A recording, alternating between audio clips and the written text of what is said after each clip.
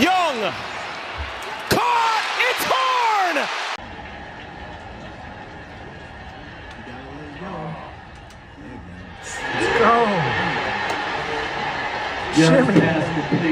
And that just kind of speaks to it. And then there's a little bit of a tussle as he goes over to. This is my favorite part right here. Yeah.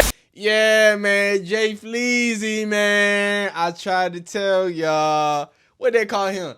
They call him a game changer. I sat here and I said, hey, can you just try to get Jimmy Horn Jr. the ball? Well, look at that. The Carolina Panthers attempted to get Jimmy Horn Jr. Involved. And what do you know? On a huge fourth down play, Jimmy Horn Jr. does what he does best, makes the big catch, converts, and allows the Panthers to pick up their second win of the season. When you put Jimmy Horn Jr. in, I'm sorry, Jay Fleazy, I'm sorry, J15, amazing things happen. Let's take a look at the full box score. Okay. Early on, I mean, we was doing a live stream. I had to turn the live stream off because of how bad it was. And we will be reviewing all the 1 o'clock games. Obviously, my Texans embarrassed the Baltimore defense. We got to talk about Jaxson Dart peeing down his leg. There's a lot to talk about, but I would be remiss if I didn't shine a light on Jimmy Horn Jr. Let's go into detail a little bit here because y'all know I got the details. So just so happens the offense today, the last drive, last 2 drives, 7 plays, 33 yards. The last drive, 12 plays, 76 yards. We was watching early. Jimmy Horn Jr. really wasn't out there. He really wasn't quite involved. So I personally think it's because Jimmy Horn Jr. was in there. So now this was the most of his few touches, you know, in the first few halves. He was getting end arounds, right? He gets this nice little end around.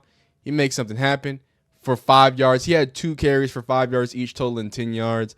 And then I think this is obviously the one, right? This is the big body bends of everything. And obviously I have the NFL version, but then I got this copyright free version. So let's go ahead and take a peek at this.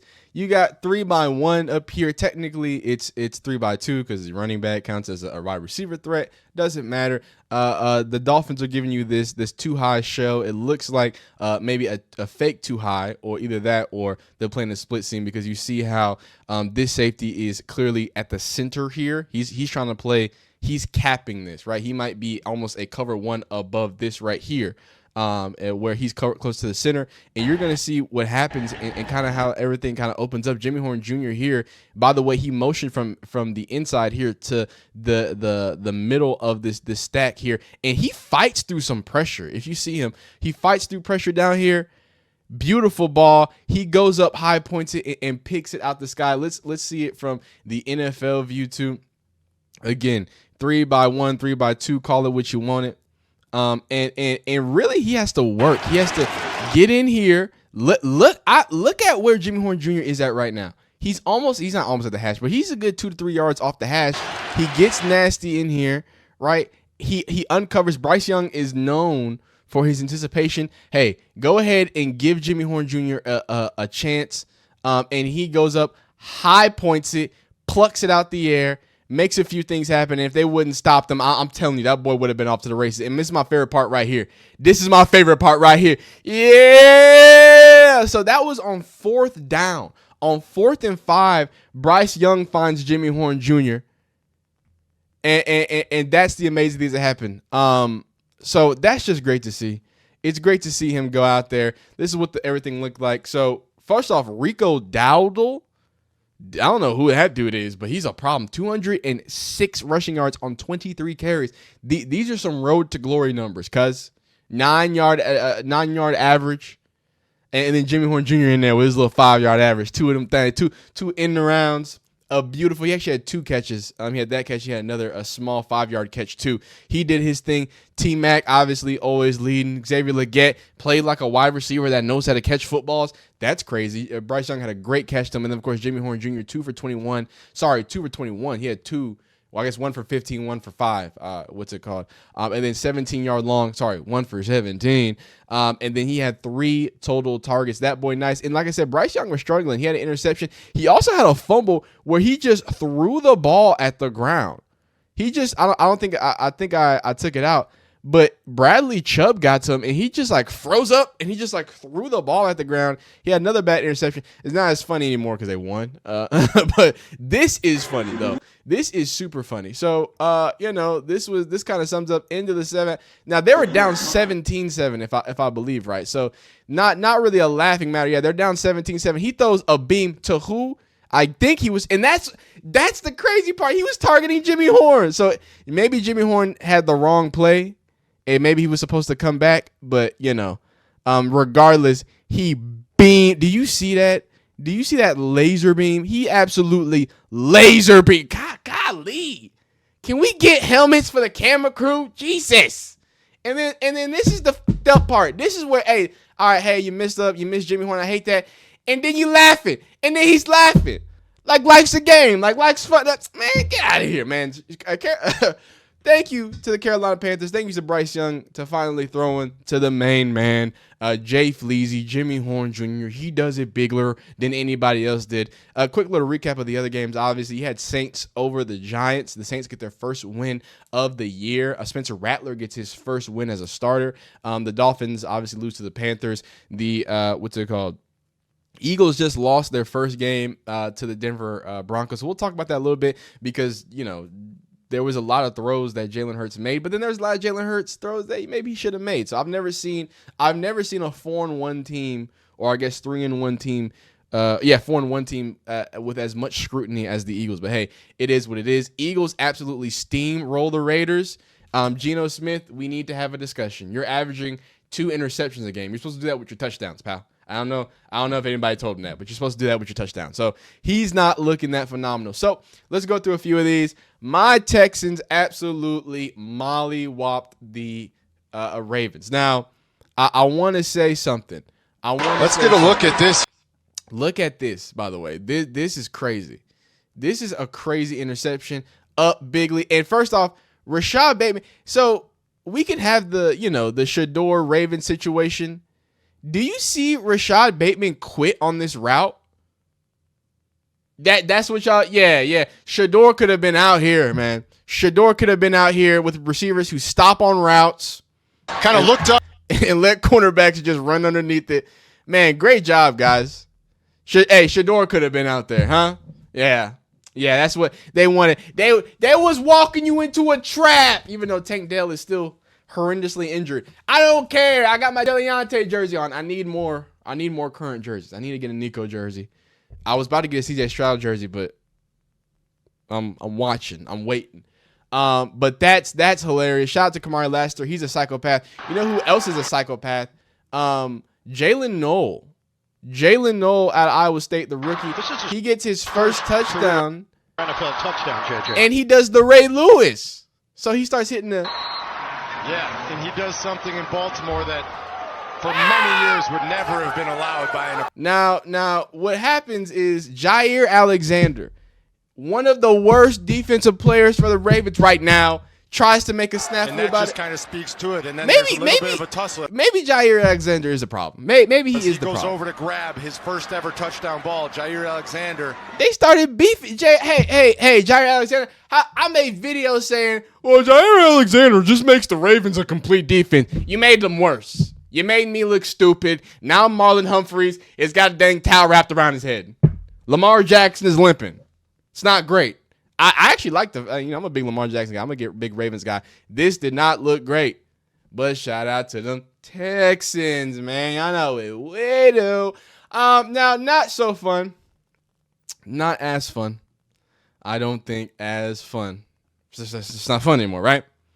Mr. Jaxson Dart. And I got out here and I said, look, Jaxson Dart played a good game.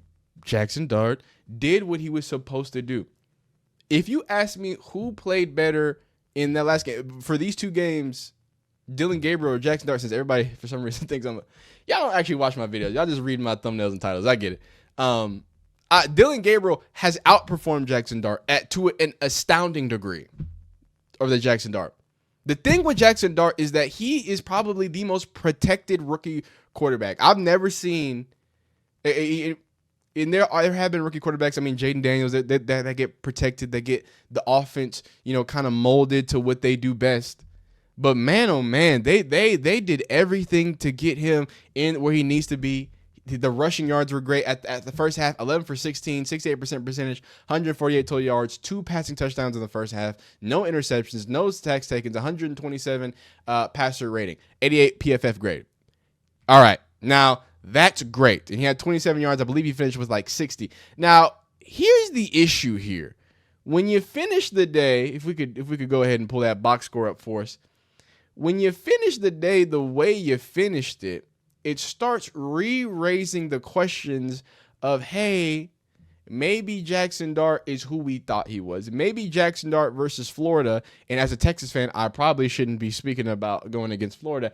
Anyway, maybe that absolute collapse against Florida was actually a showcase of what he is in totality. Because the box score says 26 for 40. This man threw the ball 40 times for a total of 200 yards. 40 times. This is Jalen Hurts. Actually, Jalen Hurts wouldn't throw the ball that much. But these are Jalen Hurts-ish stats. Rushing 7 carries for 55 yards. Super effective rushing the ball. And I think he does a good job at deciding when to rush the ball too. I will give Jaxson Dart that. 2 interceptions and a fumble. Where's the fumble? And a lost fumble. Man, how many fumbles? They had 3 lost. My God. 3, 4, 5 takeaways for the Saints. Ugh. That's nasty. That's real nasty. But these are the limitations of Jaxson Dart. I am not a Jaxson Dart hater. Actually, I hope he does good. I hope the Giants can stop crying and stop destroying quarterbacks' legacies, because Daniel Jones goes to a new place. He looks great. So maybe Jaxson Dart shouldn't have been drafted by the Giants. The 2 teams I was worried Shedeur would have got drafted to were the Giants or the Browns. And sadly, the Browns happened. Now, the Saints could have picked Shedeur too, but they went with Tyler Shough. Now, where is Tyler Shough? On the bench for Spencer Rattler, who was 20 for 30, 225 yards, a touchdown. And everybody loves Spencer Rattler. Everybody always has positive things to say about Spencer Rattler. I've known Spencer Rattler as a long-time Texas fan because he was at Oklahoma. The whole Elite 11 snafu. People said that he was immature, yada, yada, yada. Then he kind of matured when he went to South Carolina, became a locker room guy. So I'm happy to see Spencer Rattler get so much praise. And then on top of that, now he's getting his first win. Is Justin Herbert running for 87 yards? That's crazy. So, I don't really want to spend too much time here for Jaxson Dart. But you can't do this. And blame Brian Daboll, right? Blame Brian Daboll for thinking that what you saw in college is not something that you would have seen without giving him proper time. I think Jaxson Dart's going to be fine. I think Jaxson Dart, I really do think he has the tools to get the job done. I think he has the tool to be a guy. People seem to like him. The locker room seems to like him. He's charming. He's got the physical traits. He can run. But, man, the base is good. I mean, look, wide open. He's got a good base. His chest is open. And he whips it. And first off, what I don't like here is he shifted his weight. You see how he releases here and kind of shifts late, right? I don't think he needs to. I would like to see him drive into that foot. It doesn't look like he transferred his weight well. The weight went this way instead of going forward, right? His shoulder needs to come forward. It kind of looked like it went a little. You know what I'm saying? Like he didn't fully transfer the weight. And we see that. The only reason why I know what that looks like is because Quinn Ewers did that. And we looked at a lot of Quinn Ewers tape. And he would do that. He would not bring his full leg. And this is just a poorly underthrown ball. Poorly underthrown ball. And that's not even the interception. This is one of the interceptions. They said, hey, this is why Jaxson Dart is the smartest quarterback in the NFL, right? He decides to throw a pick and put their defense in a better position rather than giving the Saints the ball in the 40. Now, this is what I'm talking about. You gotta speak about when somebody does something great, you gotta do it great. And shout out to Jaxson Dart for just trying to get his defense in a great spot. Look, and I say this all the time. I said this with Arch Manning. I said this with Cam Ward. If you ever throw like this, if whenever you release the ball, you are in the air, 7 times out of 10, nothing good's going to happen. If you release the ball legs crossed in the air like that, I'm guaranteeing you 17 times out of 10, forget 7, 17 times out of 10, it's going to be a bad day. And for Jaxson Dart, it was a bad day. 2 interceptions, 1 fumble loss, just handed it, just laid it on the ground. Say, here you go. Just handed it to him. Absolutely abysmal there, but I think the kid's going to be all right. Now, somebody I am worried about on that Giants team is someone named Cam Scatterboo. Can we get him checked? Like, the jokes were funny. It was funny. Ha ha. He has CTE. He sniffs crayons. He's got real problems. But I think he has real problems. He needs to get checked out. That dude's hilarious. I love me some Cam Scatterboo. Let's just wrap up, speak about some of these other games in the 1 o'clock window. I do want to speak about the Eagles. Talk to me about these Eagles because there's been a lot of contention around this situation. Jalen Hurts goes for 23 for 38 for 280 yards, 7.4 average, 2 touchdowns, 100 rating. And I think a lot of people are still going to be upset about it because I think what people are expecting is Devontae Smith and for A.J. Brown to always average 100 yards, right? If you have this much talent around in the receiving core, why isn't the ball being spread around? Why? And especially with he was missing some wide open throws as well. And that kind of goes back to my whole Jaxson Dart thing. I think Jaxson Dart's going to be fine. I do think awful head coaches trying to use rookie quarterbacks to patch the holes that they create, I think that's a problem. I think that's a problem. And y'all are trying to set up a Jaxson Dart to be the savior, and y'all going to drag him down the next game. I don't think so. I think Jaxson Dart is just going to be okay, but he's not that great. He's not phenomenal. Like that's what I sat here and told y'all that. I don't know. I watched the film. I watched the football. He could be good. Anyway, but for Jalen Hurts right now, it's more of a how do you keep these diva wide receivers fed? You know what I'm saying? A.J. Brown gets 5 carries. He's probably not going to be happy, or 5 targets. 5 catches, rather. He's probably not going to be happy for the 43 yards. He's probably not going to be happy that a running back has more receiving yards than him. Bo, I'm so mid-Knicks. 24 for 39, 242, 6.2 average, 1 touchdown, 87 rating. I didn't watch a lot of what he did, but I'm just not that impressed. But with Bo Nix, I'm not impressed with a lot of ex-Oregon quarterbacks if your name isn't Justin Herbert or Marcus Mariota. Shout out to Marcus. But, you know, it is what it is. I thought it was an interesting game, a tough one for Philadelphia to lose. But now the Eagles actually have a reason to complain. All the complaining about him or Jalen Hurts not throwing and not throwing. First of all, this time he threw for 280 yards and they lost. So I don't know. Maybe running the ball is a core competency of them winning the game. I don't know. I mean, they seem to win more games when he's not throwing 87 times. Anyway, who else? Did we miss anybody else? Who else we got? We talked about Vikings-Browns this morning. Shout out to Dylan Gabriel. Had a decent performance, but Kevin Stefanski's going to Kevin Stefanski. And shout out for that world-bending defense not looking like it can bend a straw. Who else we got? We talked about the Raiders and Colts. Like I said, Geno Smith, go ahead and hang it up for us. Ashton Genty, 14 for 67. Cowboys. A lot of people say Dak Prescott's an MVP. What do y'all think? I don't know. Jets are 0-5. Lord have mercy on their souls. But that's all we got. 1 o'clock time. I might or might not do a 4 o'clock. I might just do a wrap up for like a later 4 o'clock. But we'll see how it goes. But you be great. You be phenomenal. Like the video if you like it. Dislike if you don't. Subscribe if you like football content. I cannot thank y'all enough for the support. My Texas Longhorns are terrible. Arch Manning is a Nepo baby. Dylan Gabriel is decent at football. What's it called? What was I looking at? What was I talking about? I like Twizzlers. I don't know. I'm just yapping at this point. But thank you. I appreciate the support. It's been awesome. The streams, everything else in between. So y'all have a phenomenal rest of your day. Peace.